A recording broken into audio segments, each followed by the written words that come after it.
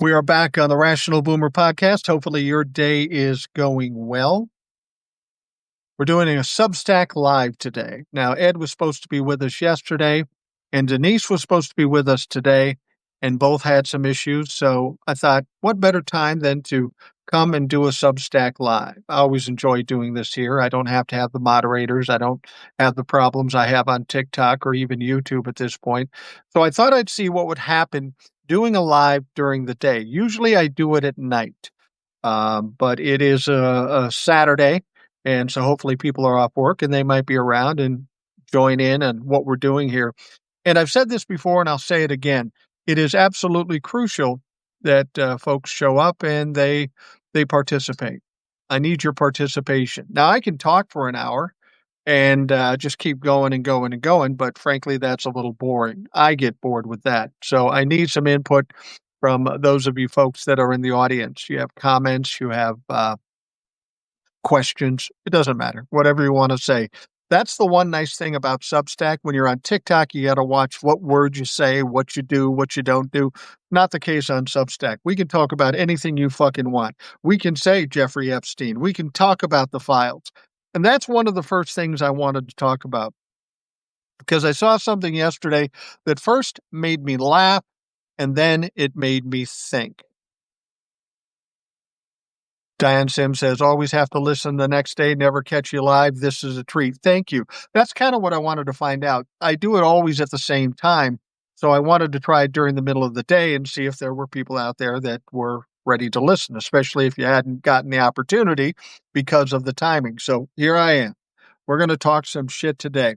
Okay. What I wanted to talk about, first of all, is Mike Johnson. Mike Power Bottom Johnson. Anyway, the Speaker of the House was talking in the Capitol yesterday. He was talking in the Capitol yesterday to Manu Raju, who is a reporter for CNN. Now, I don't know if you heard this, but Mike Johnson was trying to sell us on the fact that, no, Donald Trump's not implicated in the files. He was an FBI informant. Now, when I heard that, I laughed. I go, that is the lamest argument I've ever heard. Oh, Donald Trump's really the good guy. He was an informant with the FBI. And then I started thinking about that. Now, Mike Johnson, the idea that he's telling the truth is so ridiculous, we would never consider that. But what if he was? I like to look at all angles and see what might be. So let's just say, for argument's sake, that Mike Johnson was telling the truth, that in fact, Donald Trump was an informant in this case with the Epstein file. And I found that interesting because there's some things we know about informants. How does one become an informant? Because Donald Trump was so upstanding and just wanted to tell the truth? That's ironic from a guy that we can't get to sit in Congress and be under oath and tell us anything. Donald Trump doesn't offer anything unless he gets something in return. So why do most people become an informant? Well, they become an informant because they got themselves in trouble and they want to throw anybody they can under the bus so they can get out of trouble. That sounds like Donald Trump, doesn't it? That sounds exactly like Donald Trump. So let's say he's an informant. He got himself caught up in this whole mess with the Epstein files. He's scared to death. He's terrified. His life is over. But no, instead, I'll throw my friends under the bus. His best friend, Jeffrey Epstein, his best buddies, all the oligarchs, rich, wealthy, powerful men. I'll throw them under the bus just to save my ass. That sounds a lot like Donald Trump. Sounds a lot like Donald Trump. Now, I don't know if this is true. I'm just going based on what Mike Johnson told me. And if Mike Johnson told us he was an informant, we have to look at the natural progression as how one becomes an informant. And generally, it's to get yourself out of trouble. So let's say it's true. Donald Trump got himself in trouble in this whole mess. He decided to find a way out. He's going to throw his friends under the bus. That all checks all the boxes. That's exactly who Donald Trump is. And then I started thinking about MAGA. I said, you don't care if he lies. You don't care if he destroys the country. You probably don't even care if he is implicated in these Epstein files. But there's one thing I have to think that you don't like very much. Because if Donald Trump got himself in trouble, if that's what happened, and he turned state's evidence and threw his friends under the bus, that makes Donnie Trump only one thing. And I have to think that your MAGA buddies don't like that. Because Donald Trump, if he did what Mike Johnson is suggesting, well, then Donald Trump is a motherfucking rat. Donnie the Rat. That's who that motherfucker is. Henceforth, we will call him Donnie the Rat based on what Mike Johnson has told us. Do I think that Donald Trump is not implicated in these Epstein files? Oh, he's fucking deep in it. That's rich to say he was an informant. Then please explain to me why he was an informant on something that he suggested was a hoax. What did he have to inform on if it's in fact a hoax? And then Mike Johnson goes and said, no, he knows all that happened. It's just a hoax that he's the criminal. He's the hero. Well, that's interesting. If you are the informant, then why did Pam Bondi, it was leaked out, Pam Bondi tell Donald Trump that he was in the files? Why did Donald Trump ask her to check and she told him that he was in the files? And then tell me why they took 1,000 employees from the FBI to comb through that document or those documents to redact Donald Trump's name. If he was the hero, if he was the informant, I would think anything in those files would make him look like a hero. But yet they're redacted. These people are flailing. They are scared. They're terrified. You can see it in Mike Johnson's face when he said that. This fucker had the face of fear and failure. You could smell the flop sweat coming off him. He's terrified. He doesn't know what to say. And everybody can see it. Even Donald Trump can see it. And you know how Donald Trump feels about people that are rats or stupid or cause him problems. Mike Johnson's probably not long for his job. Come the end of the month, we have to get this budget thing figured out. They'll probably come out with another continuing resolution. But the Democrats at this point are in a mood to help, and they do need the Democrats to help. So when the country shuts down, it'll just add on to the bullshit we've got going on now. The absolute bullshit that we've got going on now. You take a look at the economy. And this is the interesting thing about Donald Trump. Donald Trump told us that once he took over, day one, prices would come down, the economy would flourish. That's what he said. That's exactly what he fucking said. Okay, so the country's going to flourish from day one. Here we are in the 8th month of Donald Trump's term. He's got the tariffs, and guess what? Prices are going up. Inflation is going up. The GDP is going down. The stock market is now taking a hit again because of the bullshit that Donald Trump is doing. We've got a jobs report that is absolutely horrific. For the first time since 2020, COVID, that we've lost jobs.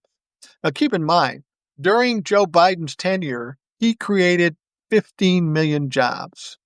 During Donald Trump's first term, he lost 2.5 million jobs. Yet, dumb motherfuckers voted for him because he was better for the economy. Now we're finding out again. The first jobs report that goes bad comes out. He gets mad. It's a hoax. It's faked. They don't like Donald Trump, so he fires the statistician. Well, what he didn't plan on was that data is important for the Fed and oligarchs and companies and all this shit. They're going to still need the information, and they're going to need it to be accurate in order to plan for the future. What he didn't plan for was, in spite of the fact that the government isn't putting it out this month, at least that I know of, ADP came out with it, a private company. And that private company said it sucked. They say 22,000 jobs. We've got unemployment at 4.3%. Then what does Donnie Trump say? Donnie Trump says in a meeting, he goes, well, it's going to take a year or maybe 2 years to figure this all out. No, Donnie, you said day one. You said day one that it would get done. You fuck it up, and now you say, wait another year. This is standard Donald Trump. Push the goalpost back. Matthew Adams said Trump would rat out his mother to save his own ass. Now, Trump's complicit with Epstein. Yeah, there's no question he's complicit. The question is whether he got himself or tried to get himself out of trouble by ratting on his friends. Because somebody ratted on his friends because Epstein and Ghislaine Maxwell got convicted of those crimes. You know, that's the funny thing about the Republicans. They keep talking like, well, we're not sure it happened. No, we're sure it's happened because there are two people convicted of trafficking, specifically trafficking. Now, here's the problem with those two people being convicted. If they are, in fact, traffickers, they had to traffic those people to other people who then committed crimes. Why has there been no investigation into all those people? Why has there been no prosecution or accountability to all those people they trafficked to commit these crimes? See, that's the problem. That's the problem with this country. If you're rich, if you're powerful, you can do whatever the fuck you want. And that's a problem with our judicial system. This Acosta guy, who was the prosecutor the first time that Epstein was convicted, gave him this sweetheart deal. He'd have to go to jail for like 18 months, but he was off 12 hours a day so he could go to work. This guy committed some of the most heinous crimes in the history of this country, and they cut him a deal. Why would you cut him a deal? Now, Acosta is going to be talked to in front of Congress, and I have a feeling it's not going to go any better than the hearing went with Bobby Kennedy. Let's see here. Linda Roberta Hibbs says, yes, he did. Biden is a good person. Biden is a decent person. I will say that. And I think he was a good president. But I think he was not a president of this time. He did a lot of good things, and I have a lot of appreciations for Joe Biden. But there were some mistakes he made. For instance, Merrick Garland. I'm not going to blame him for hiring Merrick Garland to be the AG. What I am going to say is that after a year and Merrick Garland wasn't doing his job, he should have been fired. And then maybe if Merrick Garland had done his job or somebody better doing the job, we wouldn't even be fucking with this shit because Donald Trump would either be shamed or in prison already. But because of Merrick Garland holding back and not trying to be political, we find ourselves in the situation we are in now. The other thing about Joe Biden is an old school politician. And no shame in that. He's been a great politician for 50-some years. For whatever reason, Joe Biden, Nancy Pelosi, Chuck Schumer, and all the old school people thought, well, we're going to do business as usual. We're going to take the high road, and we're going to do what's politically expedient. Problem is we're not playing in that theater anymore. That's no longer the case. We're fighting against people who don't care about law, don't care about democracy, don't care about anything. They will lie, cheat, and steal at every turn.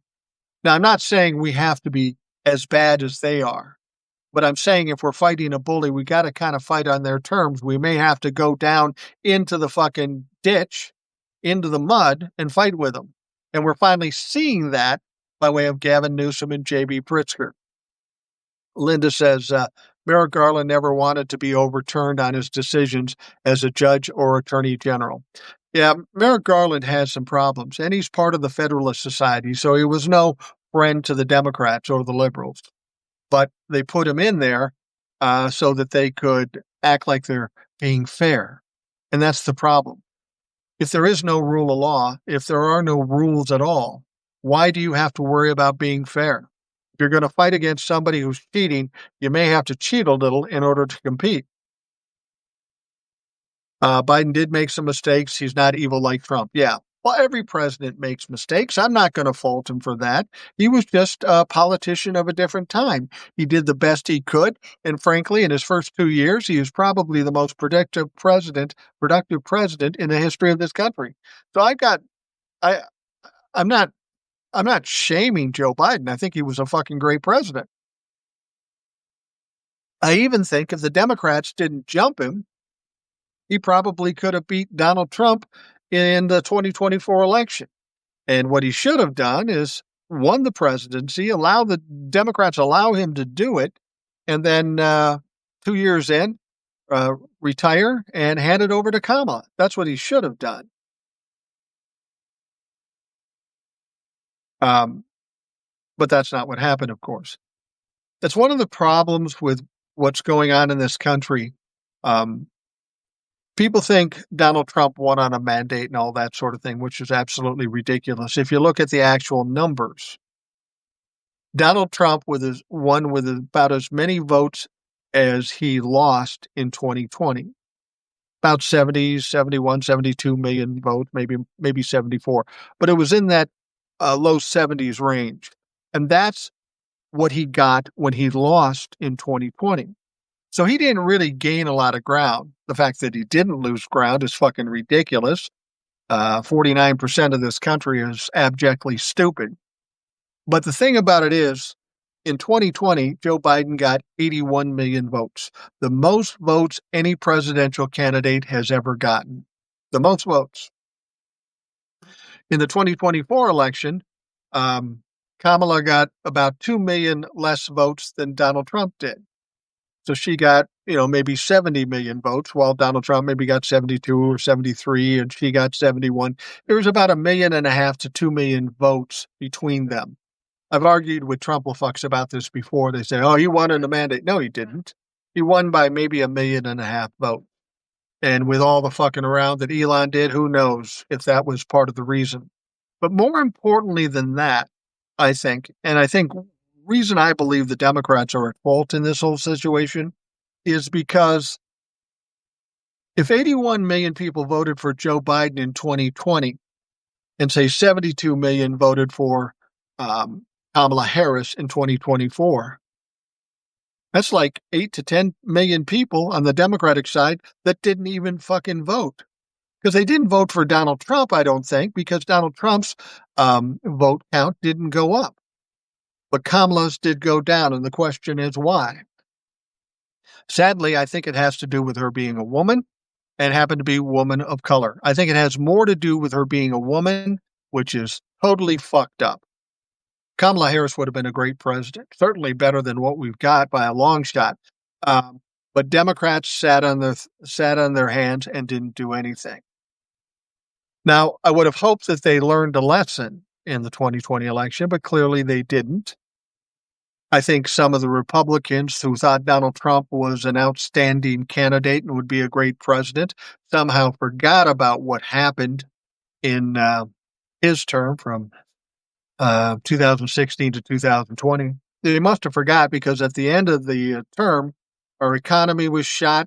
We had COVID. Unemployment was high.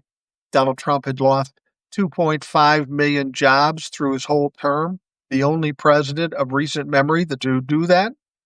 But still, people voted for him. And the question is why? Part of it has to do with the Republicans know they're losing a grip. They're losing power.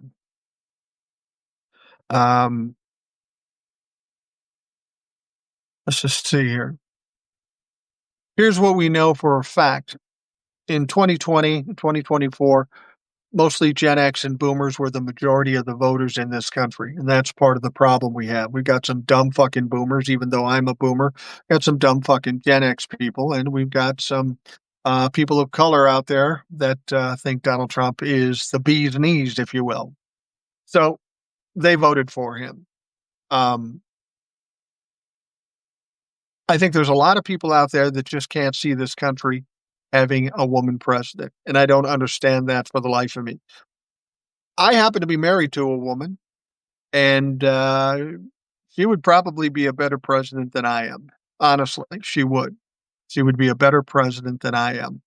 We're all these years where we've had men as presidents, and look where we are. We're in a fucking mess because we have, I won't even say we have a man as a president anymore because he's less than a man, but he does have the biological makings of being male.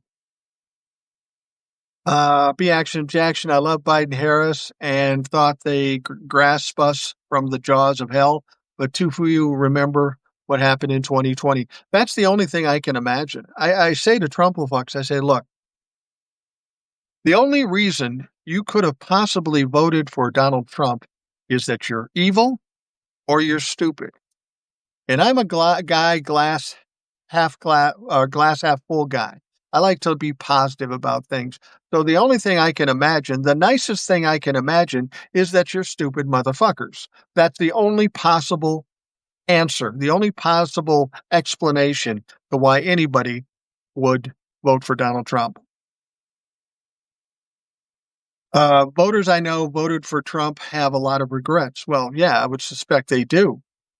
But here's the deal, Linda. You and I could have told them that 2 years ago, but they refused to listen to us. They thought that they were okay with the idea of other people being hurt, but the moment it hurt them, oh, that's another deal. Now I regret it. Well, fuck you. How about you use your head and do the right thing in the first place and don't put yourself in this situation? I have trouble with empathy with these people. I'm hearing about farmers in Nebraska. I'm hearing about places around the country that are red states that are having all kinds of problems. Well, you fucking asked for it, so now you're going to have to deal with it. Some people have said, well, we got to take them in and accept them because they're sorry now. No. I mean, if this was all about politics, maybe. If this was about politics, maybe we could do that. This isn't about Democrat or Republican. This is about the difference between right and wrong. There is no middle ground between right and wrong. Either you're right or you're wrong. You're lying or telling the truth. You're decent or indecent. There is no middle ground there. And so, for me, I can never forgive them. Like I say, if it was a political thing, that's one thing. But what they did is attempt to damage this country, which ultimately will hurt my kids and my grandkids. They will hurt my kids and my grandkids. You can do a lot of things to me. You can call me names. You can talk shit about me. But if you fuck with my kids and grandkids, you're going to get fucked up. And I'll be honest with you. I'm just there for mop up. If you want to get your ass kicked, fuck with my wife's kids and grandkids. I'll just be there to clean up whatever she leaves over, and there won't be much. Nori says, I'll never forgive my friends.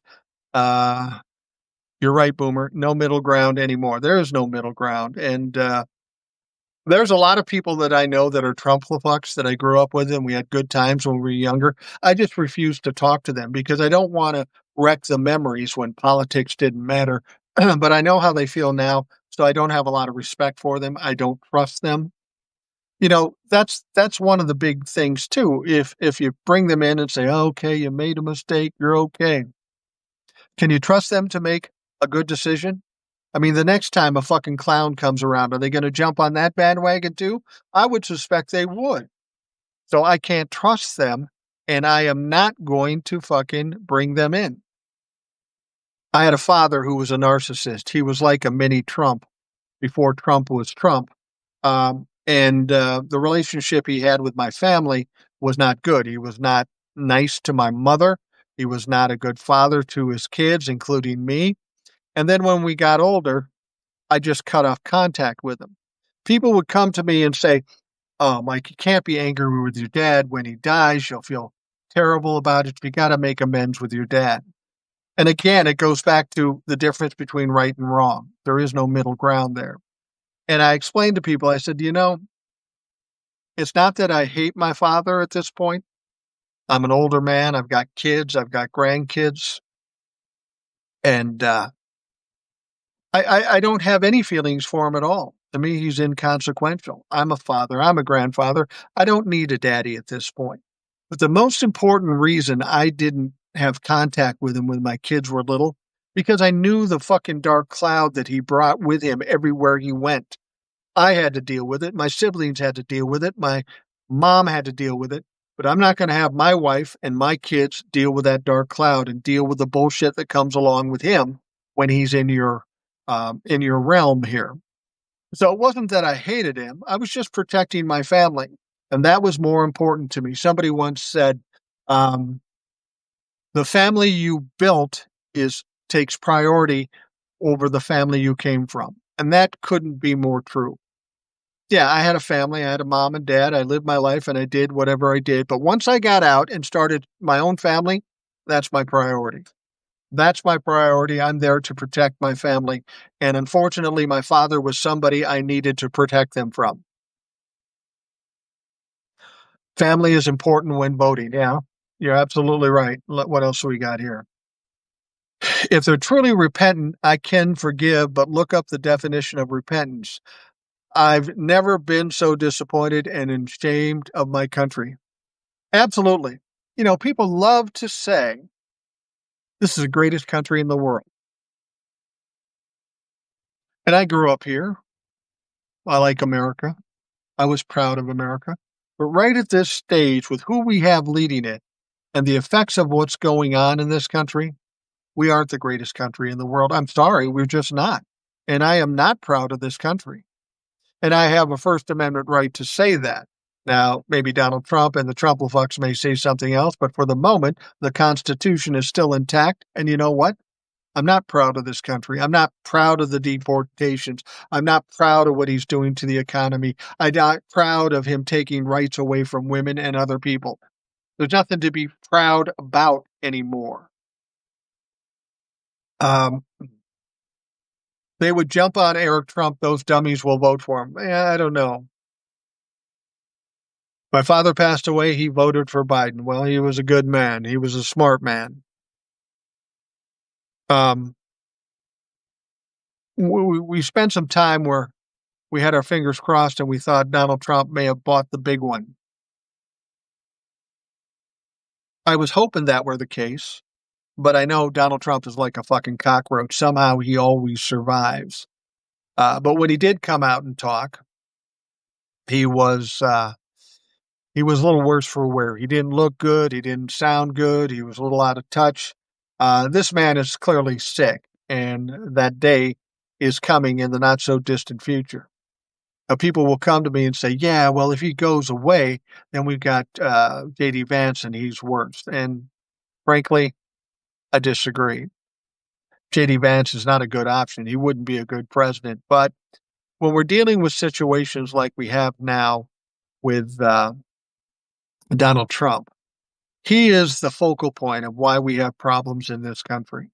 Republicans thought they could manipulate him, and they can. But what they didn't account for is Donald Trump going off half-cocked, getting a wild hair, and just doing something crazy that even the Republicans wouldn't agree with. But they're so terrified of Donald Trump, he goes off and does that. Now they're set up to try to explain why he did this fucked up thing. These people are cowards. They're sycophants. They're losers. Um, but if we cut the head off the snake, and Donald Trump is no more, J.D. Vance becomes president. And why I don't think it's worse, I mean, people think it's worse because he's got the same ideology and he's younger and he's more cognitively uh, able, but he's also a weak ass bitch. Nobody has any respect for him. Not even MAGA likes J.D. Vance. J.D. Vance won't pull the kind of power that Donald Trump can because he can't instill the fear into the Republicans. Can you imagine J.D. Vance calling somebody in the House or in the Senate and saying, you better vote for this or else? They'll laugh at his ass. He won't have the kind of power. He doesn't have the kind of charisma.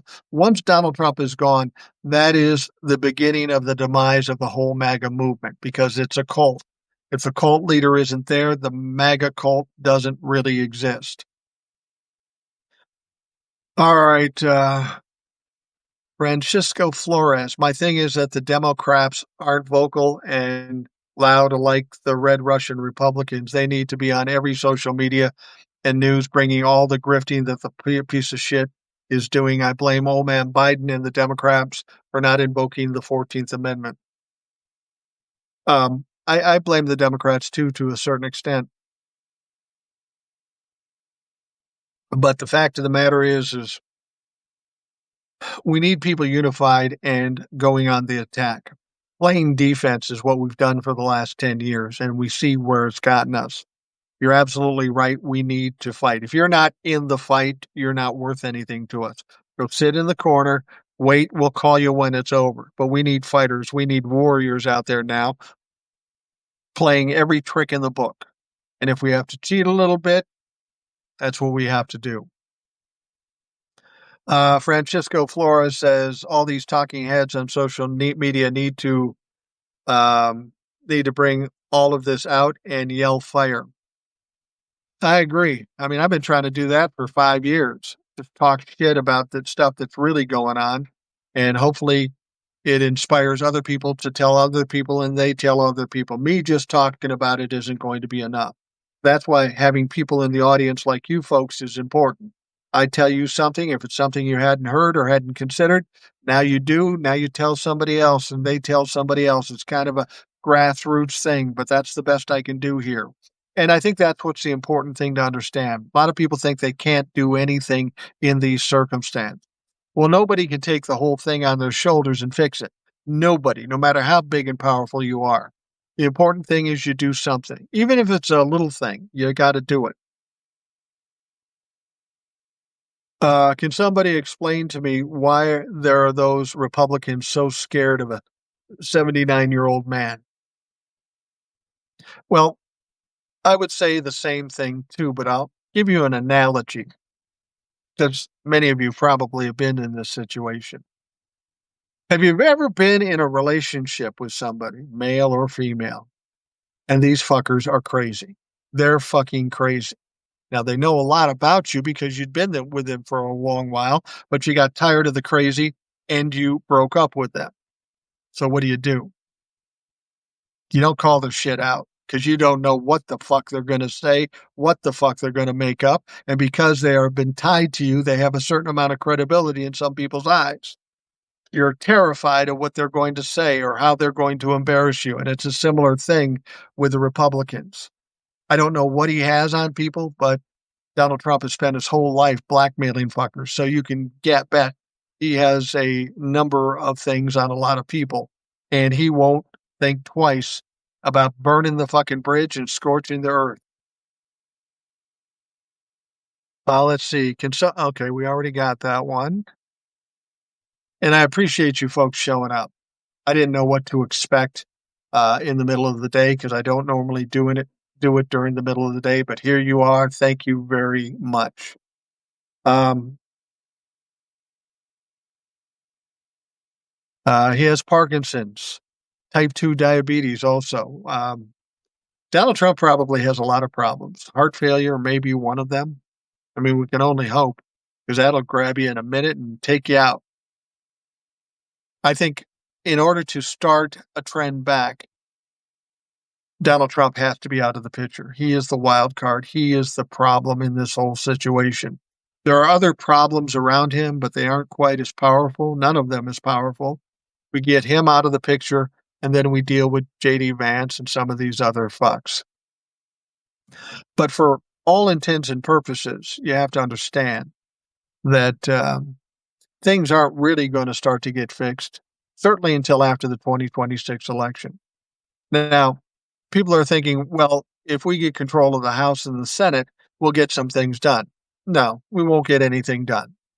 And the reason we won't get anything done unless we have a supermajority is because whatever is passed in the House and the Senate, Donald Trump, as president, will not sign off on. Just won't do it.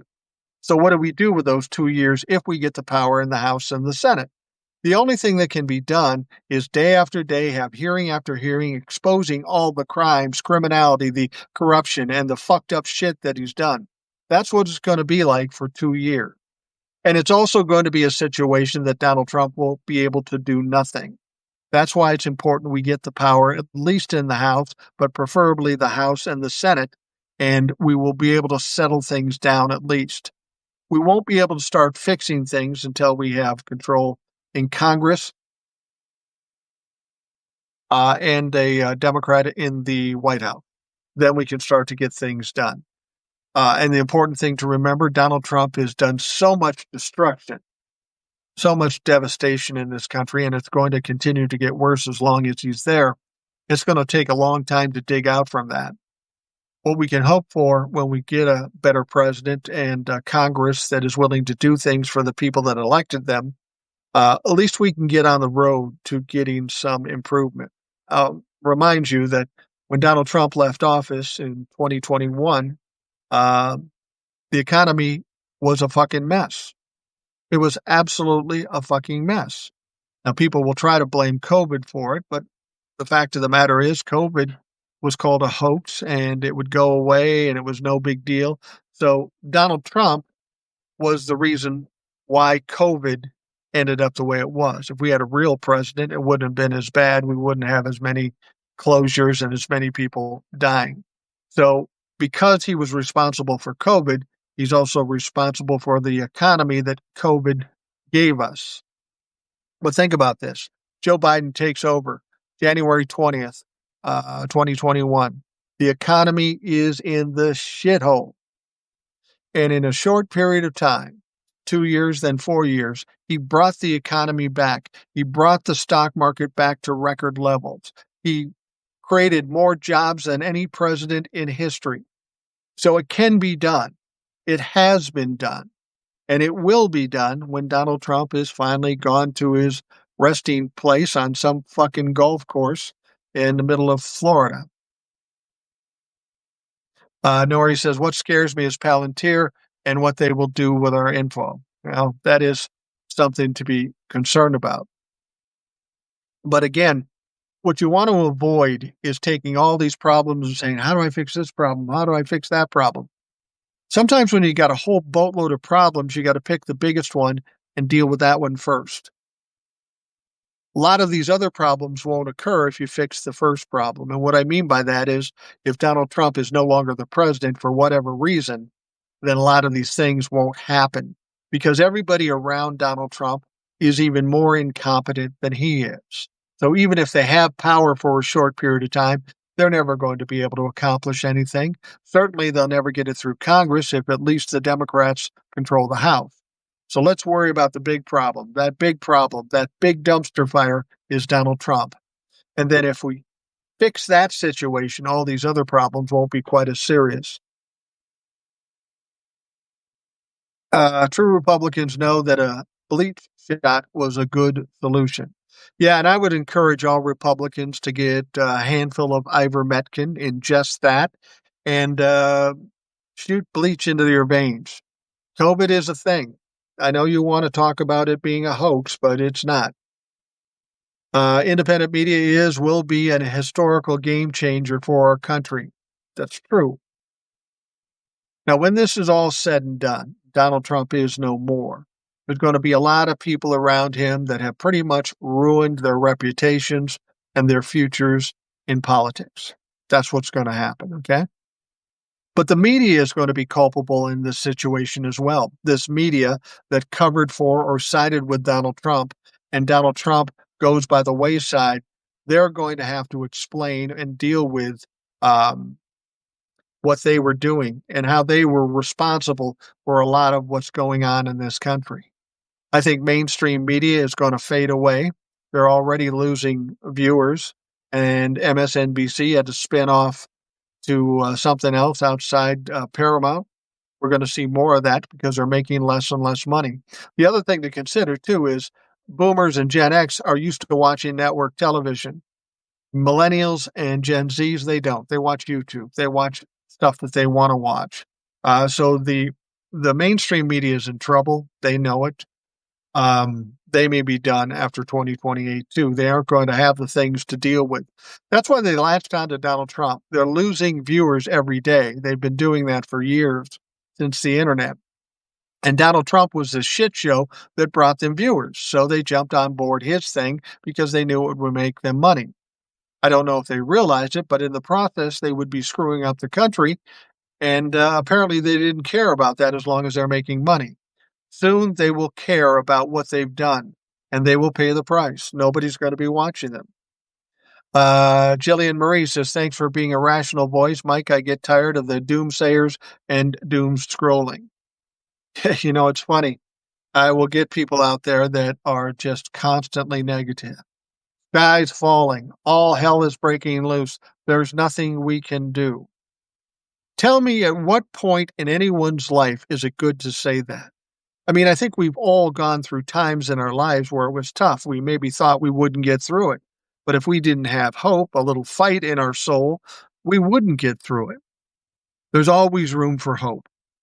Hope is hope. And if you don't have hope, you're no good to the resistance and you're no good to yourself because you're going to sit there and cry and whine. There's always got to be hope and there's always got to be fight. I was going to say this too about independent media. Independent media is good. It's better than mainstream media, but you have to be careful because there are fucking losers out here in independent media too. When you get somebody like, say, Midas Touch or Aaron Parnas or somebody like that. Now, I like both of them. I like both of them, and I think they're honest, and I think they tell the facts. But understand, they're in business. They're there to make money, and when you make money, you can be compromised. You don't wanna do something that's going to cost you a sponsor, cost you money. Now, I'm not saying they would lie or cheat or steal because of this, but they might be a little hemmed in because of this having to be a business venture. Now, I don't shame them for it. I applaud them from being able to create a viable business plan, make money by doing the right thing. But unfortunately, when money comes into play, a lot of times you have to make hard choices, and they may be choices that you wouldn't normally make. Now, I'm not trying to compare myself to Midas Touch or even Aaron Parnas for that matter. I'm a smaller creator than both of those by a long shot. Um, but here's what I can tell you. When I sit here and I talk, there is nobody that tells me what to say or tells me what I can't say or what I should say. I'm just speaking my mind. Now, I might be a dumb fuck and maybe not know what I'm talking about. I know that's not true, but that may be what some people think. But what you can count on is what I say is something I really believe, and I say it in a way that I intend to say it. I think about what I'm going to say. And if I say the F word or if I say dirty diaper Donnie Trump, I truly mean that. It's not like I'm being influenced by somebody. Now, I know it's not reasonable to say that you don't watch a Midas Touch or Aaron Parnas. I watch them, but take it into consideration. You got to take everything into consideration when you're dealing with something like this, because what we found from mainstream media, when money gets to be too big a part of it, you've got to be wary of what they're saying and how they're saying it. Are they telling you correct information? Are they telling you all the information? Or are they somehow kind of guiding it certain ways to appease the people that are paying them? Again, no shame to Midas Touch or Aaron Parnas or anybody else under the desk news. I love all those people. I met Vi last year about this time, and she's a wonderful lady and she's very talented at what she does. But these people are in business. So take everything that you hear with a grain of salt. I tell you what I do, and I think it's important. I get a lot of information from TikTok and from the news and all that stuff. I never take anything anybody says at face value. I literally don't trust anybody, and I don't mean that in a mean way. If I hear a story that sounds interesting to me, then I will immediately go to sources like NPR, AP News, even HuffPost or Raw Story to try to see the stories, get it from a few sources. And then once I believe it's likely to be true based on those sources, then I'll talk about it. Not all people do that. Some people just look at clickbait. Some people just take for granted that Fox News is telling you the truth. And the fact of the matter is they aren't. They aren't telling you the truth in any way. So you got to be a little discerning about the news you get. When somebody tells you something, question it. And I'm talking about even me. I'm trying to be as forthcoming and as honest as I can, and I don't have anybody around me telling me I can't or putting pressure on me. So I feel comfortable in what I'm telling people is the truth as I know it. But anybody else out here, I question everything, and that's what we should do in this country. Not only question the media, but question our government. B Action says, I'm not religious, but I do adhere to a few biblical principles. One, love of money is the root of all evil. You're absolutely right about that.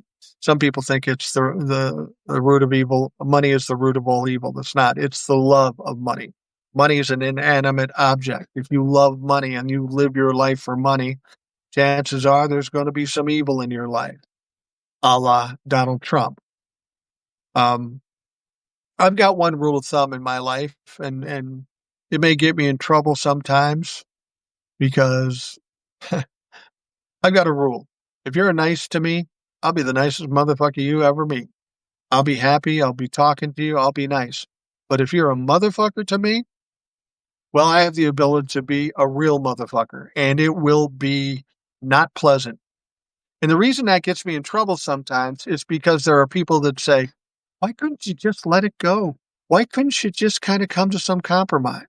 And as I've said before, there is no compromise between right and wrong, good and bad, truth and lies. There is no compromise. And I always ask the question, you come to me because I pushed back on this fucking clown that said some stupid shit. Why are you coming to me? Why don't you shut that motherfucker up?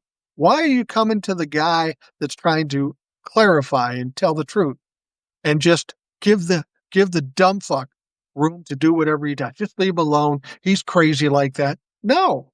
Somebody's got to fucking fight back. Somebody's got to do it. The fact that people aren't willing to fight back is why we are where we are. If you've got a bully, you got to slap the fucking taste out of their mouth and tell them to fuck off. Knock them on their ass. It may be distasteful to a lot of people, but that's the only thing that works with bullies. I'm sorry. I've had experience with bullies when I was younger, and that's the only thing that works. Boomer thoughts on automatic retirement at age 72 for Congress and the judiciary. I think that's absolutely true. I think we've had enough old white guys. I think some of these people at 72 and up aren't in the right mind. Absolutely. If we could get some kind of age limit in Congress and in the Supreme Court for that matter, 72, you're fucking out. Somebody new comes in. B Action says money and power are truly tempting. That's why the people must be engaged, informed, and civilly responsible. That's a lot to expect. I mean, for decades and decades, we've dealt with an apathetic society. Yeah, I don't really care. I don't get involved in politics. Don't really want to talk about politics. They'll do whatever they're going to do. Just let them do it. That's what we did for decades and decades in this country. That's what we did. And that's why we're in the situation we're in. That's why it's something that pisses me off more than anything. And my wife doesn't understand it. I'll be talking to somebody and say, I'm not interested in politics. I hate all the bad news. I just want to go watch Green Acres or something. I don't want to even deal with that shit. Those people are the problem in this country. The people that don't want to engage, don't care what's going on as long as it doesn't hurt them. I mean, when we talk about the 2024 election and maybe 8 or 9 or maybe 10 million people didn't vote for Kamala Harris, they were the problem. It's like when I see these polls, we like Trump, we don't like Trump. Whatever it is, I can respect the fact somebody's owned up to the fact that I don't like Donald Trump, or somebody says I like Donald Trump. I don't agree with them. I think they're stupid, but they stuck to it. But when you get a percentage of like 25 or 26% say, I'm not sure. How is it you're not fucking sure? You're not watching what's going on? You're not experiencing the problems everybody else is? Those are the people that piss me off because they don't want to engage. They're too fucking lazy. They don't investigate anything and they won't speak their minds. And because of those people, we find ourselves in a position where Donald Trump is president. Um, Michael says, yes, apathy is a problem in America. I will say this, though. Apathy is less a problem now than it was back then. We have plenty of other problems.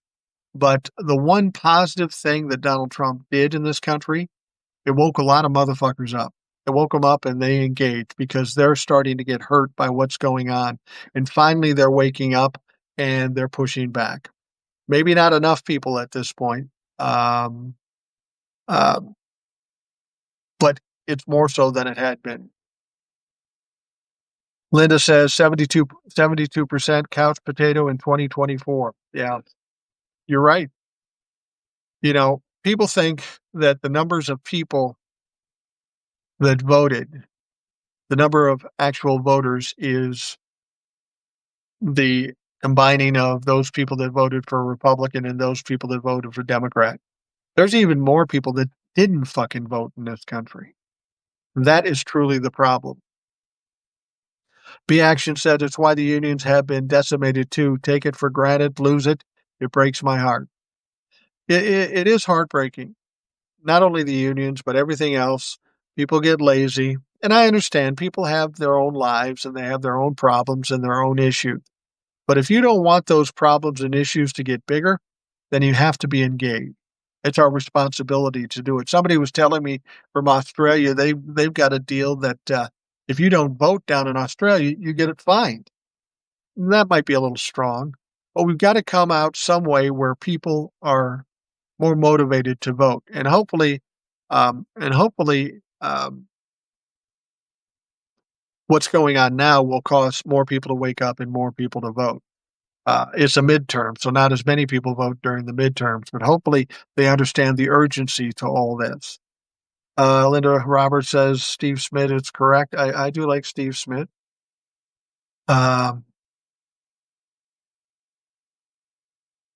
Here's the one thing I'm going to tell you about the likes of Steve Schmidt and some of these other people. These are Republicans that are never Trumpers. These are Republicans that don't like Donald Trump. They fight against Donald Trump. And if you're a Democrat or liberal or whatever you want to call yourself, if you think these people are your friends because they have the same enemy, they're not your friends. Like Liz Cheney, for example. Kamala kind of sidled up to her, thought she might get some Republican votes. She didn't. The Republicans will never vote for a Democrat. The best we can hope for Republicans is that they don't vote. And that would be good too. But understand something. These people who call themselves conservative or Republicans, even before Donald Trump, they were kind of the enemy of the Democrats and the liberal people. They are against Donald Trump because Donald Trump is not conservative. He's not a Republican, and he's a fucking criminal. So it's natural for them to not like him. That's the least we could expect from leaders, not to like some guy who's trying to destroy this country. But when this is all said and done, Donald Trump is no more. Republicans trying to redeem themselves, trying to get back to normal. They're still going to be voting against the things that you believe in. Understand that. There are friends while Donald Trump is around because they'll fight against Donald Trump. But once it goes back to a Democratic Republican thing, they're going to be fighting against the Democrats. Just know that. And I'm not even calling them out on that. I would expect they do that because Republicans and Democrats think differently. Democrats have the feeling that if we're paying income tax, that we should get some return on investment. That seems reasonable. Not give our return on investment off to wealthy people who don't need the fucking money. Republicans think a different way. But it's important to understand is in recent history, going back 30, 40 years, every time a Republican president leaves office, the economy is either in a recession or in shambles. Every time a Democrat comes in, they have to fix it. So that should tell you something about this alleged conservative attitude, the Republicans, if you will. They fuck things up, and they fuck things up for us. The Democrats always have to fix it. That should be enough to get everybody to vote for Democrats, but for whatever reason, they don't. It's fucking stupid. Matthew Adams says, yep, voting in Australia is compulsory from age 18, and you must vote local, state, and federal for every election or you get fined. I don't think that's a bad idea. I don't know how it would work in the United States, to be perfectly honest with you. I'm not exactly sure about that, but I don't think it's a bad idea. All right, we've been here for about an hour. I'm an old man. I'm getting fucking winded here. If you didn't make the whole live, it'll be on tomorrow's podcast. You'll be able to listen to the whole thing. I appreciate you folks coming out at a time when I normally don't come out here. I didn't know what to expect, and you never fail. You never fail. The fact that you come in and participate and contribute, is vitally important to this coming off anywhere near halfway decent. So I want to thank you all for coming in and spending the time. I'll come back to Substack here soon. I've got the regular videos I put out there too, so be watching for those. Um, Thank you very much. I want to tell you how much I appreciate you for taking the time to listen. I hope you have a great day, and we will talk to you again tomorrow.